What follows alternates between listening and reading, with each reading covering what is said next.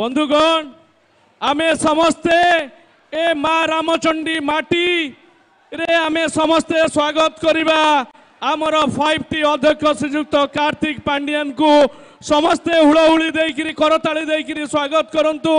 ए माटीर उन्नति पाई जे बिंधाणी हेइचंती माननीय मुख्यमंत्री विकासमूलक कार्यक्रम जे मुख्य सारथी हेइचंती से होचंती 5T अध्यक्ष श्रीयुक्त कार्तिक पांडियन।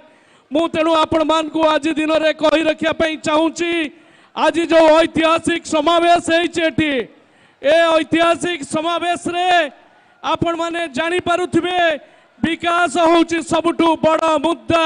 बतीगर पंचायत रामनगर खरनासी पेटचेला ठारू आरंभ करी अमेईपाड़ मार्साघाई र समस्त पंचायत रो जो विकास होइची माननीय मुख्यमंत्री नवीन पट्टनायक करचंती।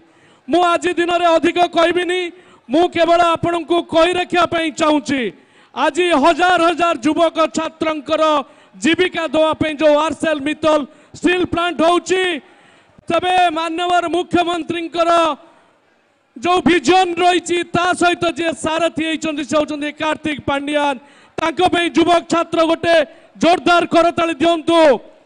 एवं मु आपण को कही रखा चाहूँगी आमर समस्या अच्छी माटीर ए समस्या को पूरण करेंगे माननीय मुख्यमंत्री श्रीयुक्त नवीन पट्टनायक 5T अध्यक्ष श्रीयुक्त कार्तिक पांडियन। आमर बंग भाषाभाषी जमी जमा समस्या रही आमर मत्स्यजीवी समस्या रही सबू समस्या को समाधान करेंगे 5T अध्यक्ष तार बाट देखेबे श्रीयुक्त नवीन पट्टनायक। आज मागणा चाउल आमे पाउथले मत्स्यजीवी परिवार भाई भौणी माने आज मागणा बिजुली पाइबा माँ माने पेंशन पाइबे ये कम बड़ कथा नुहे। एथिपाई गोटे जोरदार करताली हो धन्यवाद कृतज्ञता जनइबा माँ रामचंडी पीठरे आशीर्वाद देवा अंशुमान महांती जे कि सांसद प्रार्थी तांको आशीर्वाद देवे।